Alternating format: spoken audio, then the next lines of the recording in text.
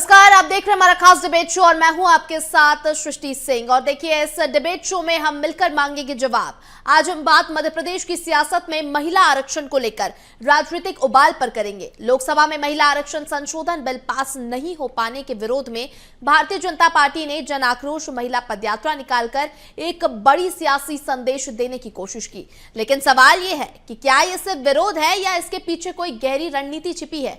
इसी मुद्दे से जुड़े हैं कई और बड़े सवाल जिस पर मांगेंगे जवाब। लेकिन इससे पहले देखिए एक स्पेशल रिपोर्ट। महिला आरक्षण पर सियासत गरमाई, सड़कों पर बीजेपी का शक्ति प्रदर्शन, बिल पास न होने पर जन आक्रोश, पदयात्रा के बहाने चुनावी रण में बीजेपी, महिला मुद्दे पर छिड़ा घमासान, मध्य प्रदेश बना सियासी अखाड़ा।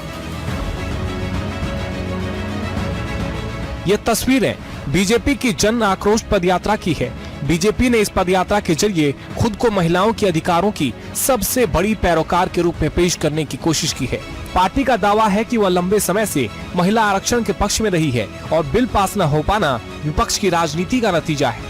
ऐसे में सड़कों पर उतरकर आक्रोश दिखाना सीधे तौर पर महिला वोट बैंक को साधने की कवायद मानी जा रही है। इस रैली में बीजेपी की मंत्री, सांसद और कार्यकर्ता एक साथ नजर आए। पदयात्रा में सीएम डॉक्टर मोहन यादव भी शामिल हुए। विपक्ष पर हमलावर सीएम ने कहा कि बिल का गिरना नारी का अपमान है और नारी अपना अपमान कभी नहीं भूलती। कि नारी सब भूल जाती है, कभी अपना अपमान नहीं भूलती है, ये हमको याद रखना है। मुझे इस बात की मन में आग भी है और अपने आप पे थोड़ा सा इस बात के लिए कि कोई बात नहीं, हमारी पार्टी ने चाहा था कि सारे दल मिलकर के इस विषय का समर्थन करेंगे।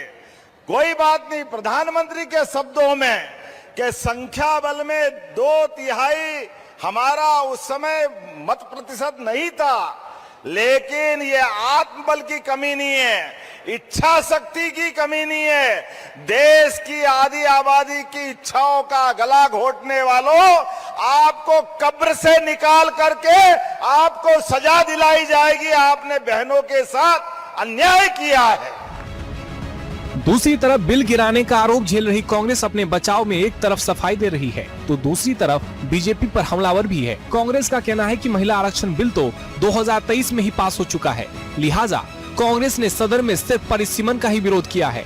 कांग्रेस का ये भी कहना है कि 2011 की जनगणना के आधार पर परिसीमन आखिर कैसे लाया जा सकता है। जिस बिल का गिरा अभी पार्लियामेंट में, वो महिला आरक्षण बिल नहीं था, वो था डिलिमिटेशन, परिसीमन, जो भारतीय जनता पार्टी जो महिला बिल के आड़ में क्लियर कराना चाह रही थी, अपने मनमर्जी का डिलिमिटेशन इस देश में कराना चाह रही थी। 2011 के सेंसस के बेसिस पे जो जातीय जनगणना होनी है उसके बेसिस को अवॉइड करके 2011 के बेसिस पे कराना चाह रही थी और जिससे कि वो खुद के लिए आरक्षित करना चाह रही थी 2029 का चुनाव, क्योंकि पता है कि 2029 में वो वापस नहीं आ रहे हैं, इसलिए वो पूरा षड्यंत्र रच रही थी, इस देश के टुकड़े करना चाह रही थी। उस मंसूबों पे पानी पी रहा है। महिला आरक्षण बिल तो पास हो चुका है, वो आज की तारीख में कानून है। दरअसल मध्य प्रदेश में महिला मतदाता चुनावी समीकरण का अहम हिस्सा बन चुकी हैं। लाडली बहना जैसी योजनाओं के बाद बीजेपी इस वर्ग में अपनी पकड़ और मजबूत करना चाहती है। यही वजह है कि महिला आरक्षण जैसे भावनात्मक मुद्दे को जन आंदोलन का रूप देकर पार्टी एक नैरेटिव सेट कर रही है। वो ये बताना चाहती है कि महिलाओं के हक की असली लड़ाई वही लड़ रही है। ऐसे में एक पक्ष का मानना है कि ये सिर्फ विरोध का प्रदर्शन नहीं बल्कि ग्राउंड एक्टिवेशन की रणनीति है, तो एक पक्ष ये भी मानता है कि ये इमोशनल पॉलिटिक्स का हिस्सा है। कुल मिलाकर जन आक्रोश महिला पदयात्रा सिर्फ एक विरोध मार्च नहीं बल्कि एक सियासी दांव भी है, जिसमें भावनाएं, चुनावी गणित और नैरेटिव की लड़ाई सब कुछ शामिल है। अब देखना यह होगा कि रणनीति का असर मत पेटियों तक कितना पहुंचता है। Bureau report, BS TV. तो देखिए, महिला आरक्षण बिल तो फेल हो गया, लेकिन इस पर सियासत अभी खत्म नहीं हुई है और लगातार ये सियासत जारी है, क्योंकि जहां भारतीय जनता पार्टी का कहना है कि महिला विरोधी होने की मानसिकता विपक्ष की साफ तौर पर नजर आती है। वहीं विपक्ष का कहना है कि हम डीलिमिटेशन के अगेंस्ट हैं, महिला विरोधी नहीं है। और इसी पर आज हम चर्चा करने वाले हैं। हमारे साथ गेस्ट जुड़ गए, एक बार उनसे आपका परिचय करा देते हैं। हमारे साथ स्वाति गौरव चोपड़ा जुड़ी हैं जो कि बीजेपी से प्रवक्ता है, स्पर्श चौधरी हमारे साथ जुड़ी है जो कि कांग्रेस से प्रवक्ता है, जूही वर्मा हमारे साथ जुड़ी है जो कि वरिष्ठ पत्रकार है। आप तीनों का ही चर्चा में बहुत स्वागत है। चर्चा को आगे बढ़ाते हैं। सबसे पहले स्वाति जी, आप ही के पास आती हूँ, आपसे जानूंगी। देखिए, महिला आरक्षण बिल तो फेल हो गया, इसी को लेकर आप लोग जन आक्रोश रैली भी निकाल रहे हैं। अब क्या प्लानिंग है आगे? प्लान बी की तरफ बढ़ रहे हैं क्या? क्योंकि देखिए, विपक्ष तो अभी भी अपने स्टैंड पर अड़े है। विपक्ष का अभी भी कहना है कि हम डीलिमिटेशन को लेकर कभी भी सहमत नहीं थे और ना ही हम सहमत होंगे। देखिए, सबसे पहली बात, जो तालियां विपक्ष ने बजाई महिला आरक्षण बिल के गिरने पर, ये इस बात का सबूत है कि उनको महिलाओं के प्रति जो आदर और सम्मान की जो कमी है, वो कहीं ना कहीं उनका जो चरित्र, चाल, चेहरा पूरे देश के सामने उजागर हो गया है। उसके साथ ही अगर वो ऐसा इसको दूसरे मुद्दे से जोड़ रहे हैं कि 2 राज्य में चुनाव चल रहे हैं इसलिए ला दिया है, परिसीमन के चक्का वो बता रहे हैं, तो these things are constitutional procedures. ये संवैधानिक प्रक्रियाएं हैं, चाहे डिलिमिटेशन हो या जनगणना हो, सेंसस। तो ये प्रक्रियाएं तो हमेशा से होती आ रही हैं, पहले भी हुई हैं। तो चीजों को बस ये सोच जोड़ना कि ये ऐसा हो रहा है तो इसलिए ऐसा नहीं होने देंगे, वैसा हो रहा है तो वैसा नहीं होने देंगे, कुल मिला के इन्होंने अपना महिला विरोधी जो चेहरा है वो सबके सामने जाने अनजाने आ गया है। और अगर इन्होंने 2023 में बिल पास किया था तो उसमें भी यही लिखा था कि परिसीमन की शर्त इसमें रहेगी, अब परिसीमन के बाद जो है ये हम लागू करेंगे। तो अब ये बोल रहे हैं कि एग्जिस्टिंग संख्या पे कर दीजिए। तो जब हमारा प्रोसीजर्स ड्यू है संवैधानिक, जो हमको करने ही होते हैं, चाहे वो हमारी परिसीमन हो या जनगणना हो, तो इन चीजों का जो इनको डर क्यों लग रहा है? मैं आपसे एक क्वेश्चन पूछना चाहूंगी कि इनको तकलीफ ये हो रही है कि साउथ में सीट्स हमारी जो है कम हो जाएगी, इधर कम हो जाएंगी, तो इनको सिर्फ चिंता इनकी पार्टी की है, इनको देश की महिलाओं की, देश की नीतियों की कोई चिंता नहीं है। ये खुश हो रहे हैं क्योंकि इनकी कांग्रेस पार्टी की जो इनको सत्ता जाने का डर लगा रहता है, वो डर को खारिज करके ये खुश हो रहे हैं कि नहीं, हमारी सीटें बचा ले हम।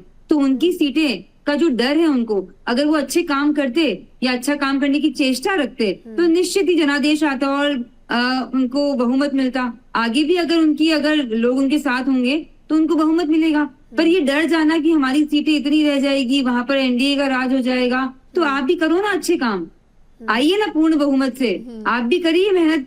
लेकिन आप ये सोचेंगे कि हम अच्छे कामों को रोक दें अपने कांग्रेस पार्टी का जो डर है उसके चक्कर में, तो ये मुझे लगता है कि गलत हुआ है। महिला आरक्षण बिल का फेल होना ये लोकतंत्र में मुझे लगता है कि एक शर्मनाक घटना है, निंदनीय घटना है।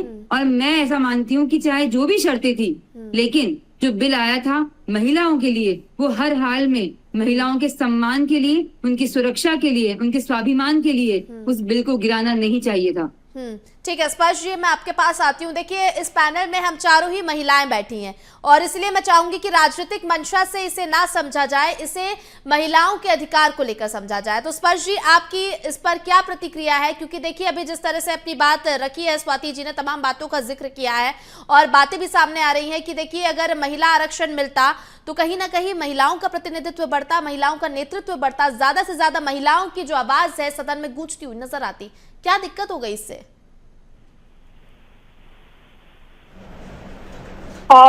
सबसे पहली बात तो ये कि 21 सितंबर 2023 को जैसा माननीय प्रधानमंत्री मोदी जी ने और इसके बाद भी तमाम चुनावी रैलियों में कहा कि ऐतिहासिक क्षण था, वाकई में था। तो बिल तो महिला आरक्षण का पास हो चुका है, तो संविधान का हिस्सा बन चुका था, उसमें कोई दो राय थी ही नहीं।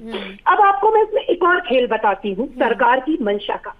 16 अप्रैल 2026 को जब विशेष सत्र का पहला दिन था, उस दिन आप 30 महीने बाद अपने उसी जो संविधान संशोधन हो चुका था उसका गैजेट नोटिफिकेशन जारी करते हैं।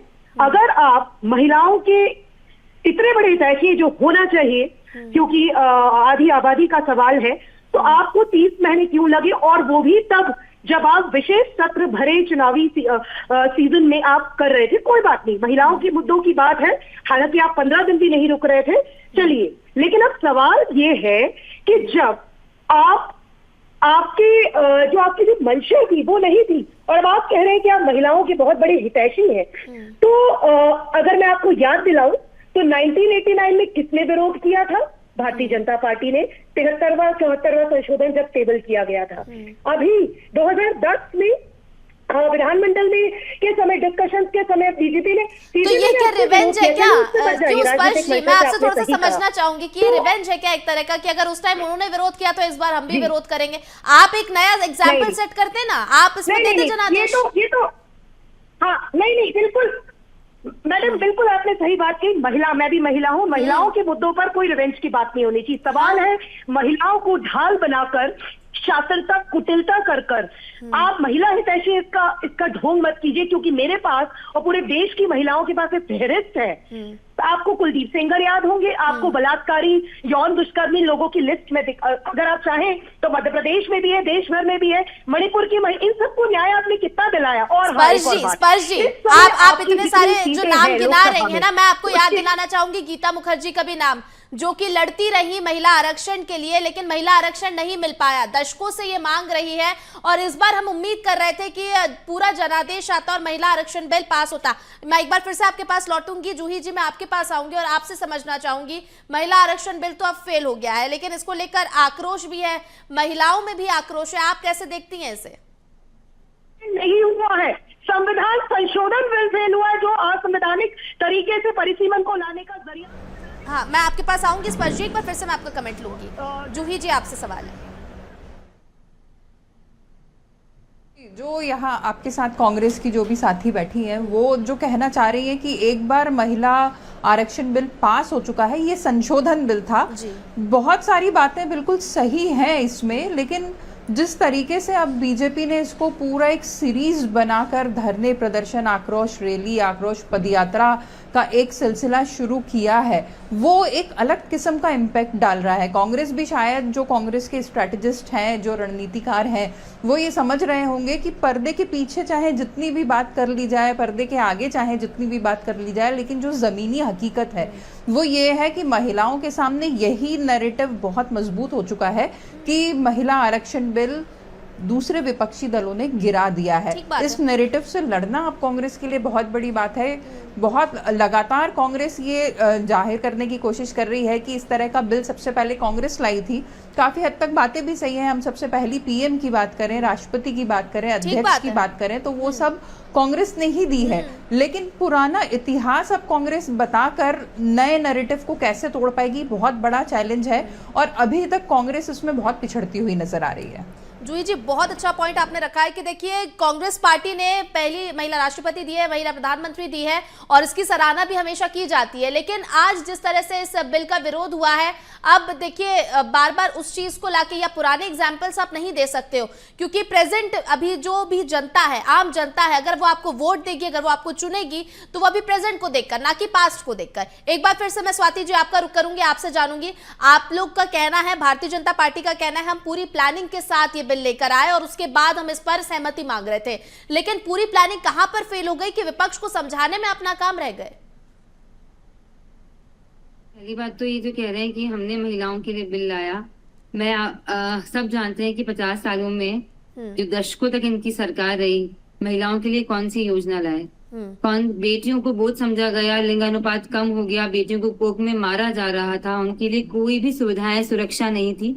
आज भारतीय जनता पार्टी की सरकार में जब बच्ची यहाँ पैदा होती हैं तब से लेकर उनके विवाह तक की जिम्मेदारी जो है सरकारें उठा रही है, और एक नैरेटिव चेंज हुआ है, बेटियों के होने पर उनको लाडली लक्ष्मी, लाडली बहना माना जा रहा है, तो बहुत बड़ा परिवर्तन आया है और वो भारतीय जनता पार्टी ने ही लाया है। इनके कार्यकाल में एक भी अच्छी योजना महिलाओं के लिए नहीं आई है। उज्ज्वला गैस योजना आप देखिए, महिलाएं धुएं में खाना बनाती थी, दमे का शिकार हो जाती थी। आप देखेंगे जो आयुष्मान योजना है, जो उद्यम क्रांति योजना है, जो वर्किंग वुमेन्स के लिए हॉस्टल है, ऐसी कितनी सारी योजना, सुकन्या योजना, मातृत्व जननी योजना, सुरक्षा योजना, इतनी सारी योजनाएं सरकार चला रही है। तो ऐसा तो नहीं बोला जा सकता कि कांग्रेस ने बहुत कुछ किया है महिलाओं के लिए, हमको तो कुछ नजर नहीं आ रहा।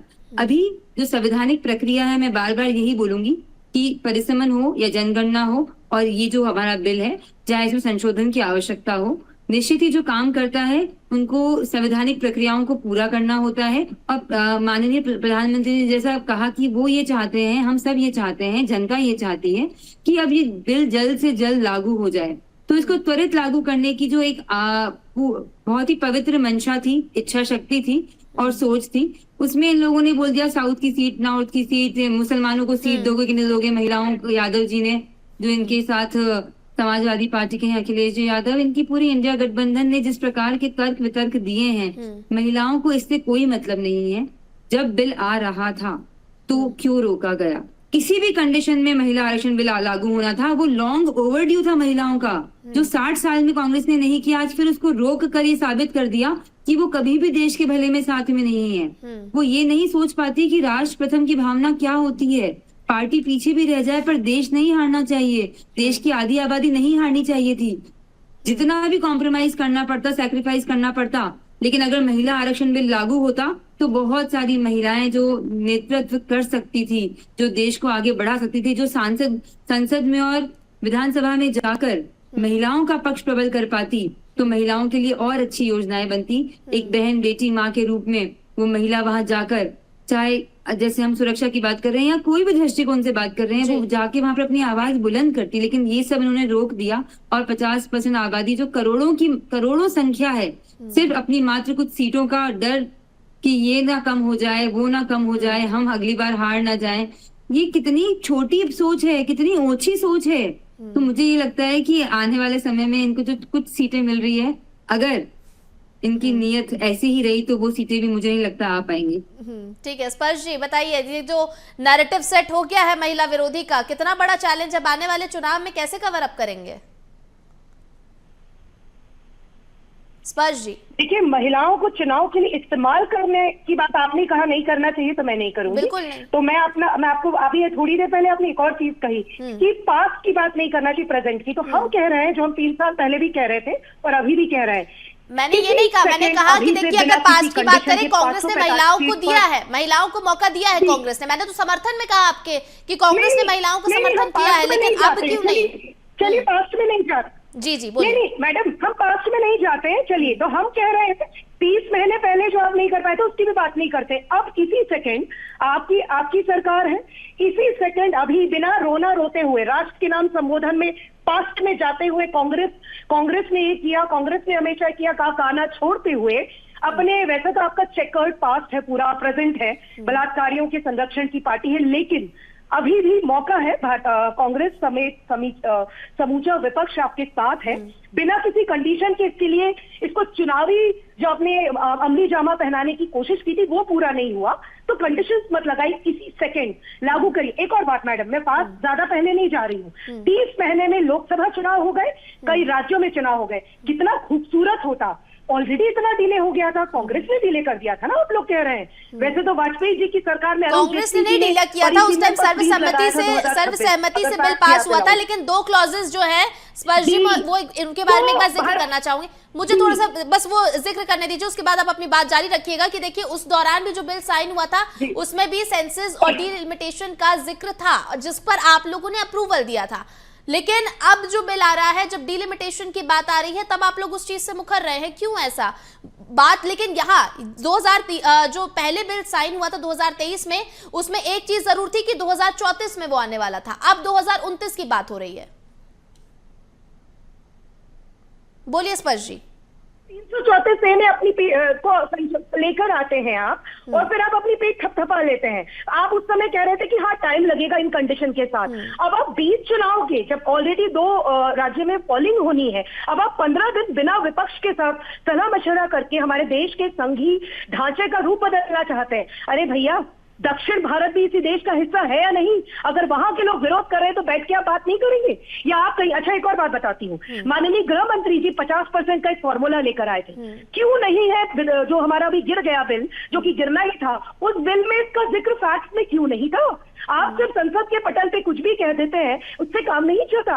अगर आपको बैठ के विपक्षी दलों के साथ सर्वदलीय बैठक नहीं करनी थी, आप अचानक रातों रात ले आए बिल, और उसके बाद आप ये कह रहे हैं हम जो करेंगे वही महिला है। पहली चीज तो महिला आरक्षण बिल सेटल्ड है, उसमें कोई, ये जो गिरा है ये संविधान संशोधन बिल गिरा है। दूसरी बात, 16 अप्रैल को नोटिफाई क्यों किया?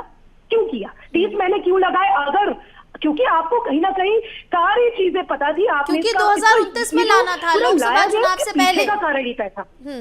आप नहीं चाहती अगले लोकसभा चुनाव में, अगले चुनाव की अगर हम बात करें स्पर्श जी, आप नहीं चाहती कि महिला नेतृत्व आगे है, ज्यादा से ज्यादा महिला प्रत्याशी आप देखें, और अगर लोकसभा चुनाव में होगा, आने वाले और चुनाव होंगे, क्या पता हम कुछ दिनों बाद आपको चुनाव लड़ते हुए देखें, हम आपको देखें विधानसभा का चुनाव, लोकसभा का चुनाव, हम तो यही आशा करते हैं।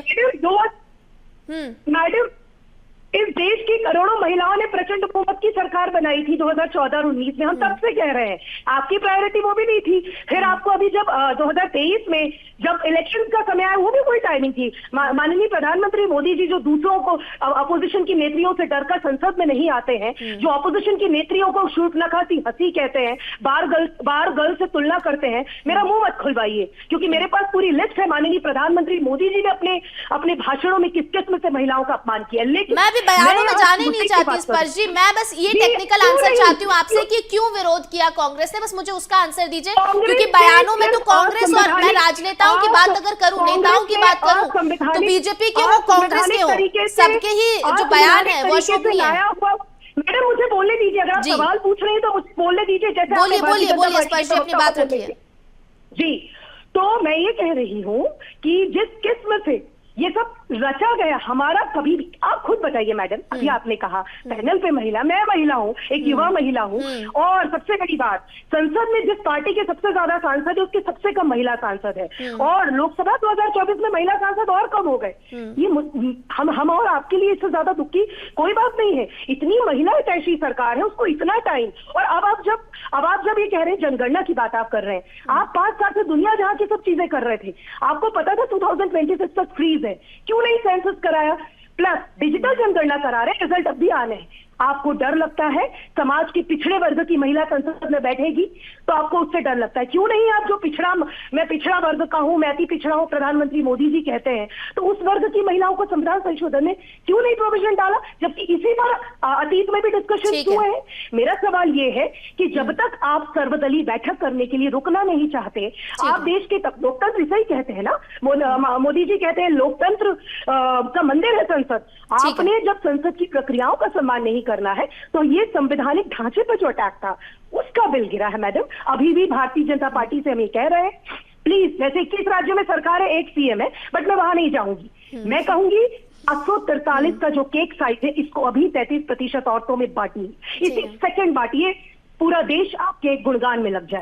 ठीक है जूही जी, आपके पास आऊंगी, आपसे समझो कि मैं देखिए दोनों ही पार्टियों के अपने अपने तर्क हैं, लेकिन अगर महिला आरक्षण बिल की बात करें, दशकों से इसके इंतजार था और आज भी महिलाओं को इंतजार है, क्योंकि हर क्षेत्र में महिलाएं आगे बढ़ रही हैं, लेकिन राजनीति में महिलाएं आगे नहीं दिखाई देती हैं, और उतना महिलाओं को देखिए टिकट नहीं दिया जाता, मौका नहीं दिया जाता। उम्मीद थी कि अगर 33% आरक्षण मिलेगा तो ज्यादा से ज्यादा महिलाएं आगे आएंगी और कम से कम महिलाओं की भागीदारी बढ़ेगी, तो महिलाओं से जुड़े जो मुद्दे हैं वो तो उठते हुए नजर आएंगे। अब क्या लगता है आपको कि आने वाले समय में और कितना इंतजार करना पड़ेगा महिलाओं को राजनीति में आगे आने के लिए? देखिए, अब तो ये जैसे पहले भी कोई टाइमलाइन नहीं थी इस पूरे बिल के लिए, महिलाओं के आरक्षण के लिए, वैसे ही अब कोई टाइमलाइन आगे होगी कि नहीं होगी ये कहना बहुत मुश्किल है। जो पुराना बिल था जो संसद में पास हुआ है, वो ये कहता है कि जो अभी चुनाव होने वाले हैं उसके अगले चुनाव में, यानी हम उसकी टाइमलाइन अगर ये मान लें कि 2034 के चुनाव में महिलाओं को आरक्षण मिलेगा, मैं कहती हूँ अगर तब भी 33% आरक्षण मिलता है तो ये भी एक बड़ी जीत होगी, अगर उस लिमिटेशन को भी मानकर, उसे भी एक मापदंड मानकर उसे अप्लाई किया जाता है। पर अगर ये जो अभी संशोधन के नाम पर जो ये अभी बिल आया था, अगर उसी को आगे फॉलो करते हैं और चर्चा जारी रहती है आने वाले कुछ सालों में और फिर डिले किया जाता है, तो फिर ये लड़ाई मुझे लगता है कि आने वाली कुछ और समय बाद हम कुछ सालों बाद फिर मिलें और बैठें और तारीखें गिनाएं कि ये फलानी तारीख को ये बिल आया था, फलानी तारीख को ये संशोधन आया था। पर इस पूरी राजनीतिक लड़ाई में देश की महिलाओं का जो नुकसान होना है और जो इतने समय से होता आ रहा है वो थोड़ी और आगे के लिए हो चुका है। एक बात मैं और कहना चाहूंगी कि जैसे जनसंख्या बढ़ रही है तो ये भी ध्यान रखने की बात है कि महिलाओं की जनसंख्या भी बढ़ रही है, पुरुषों की जनसंख्या भी बढ़ रही है। तो महिलाओं को भी भागीदारी का, महिलाओं को भी नेतृत्व का उतना ही अधिकार है जो मिलना चाहिए और बहुत तेज गति से इस पर अमल करने की जरूरत है।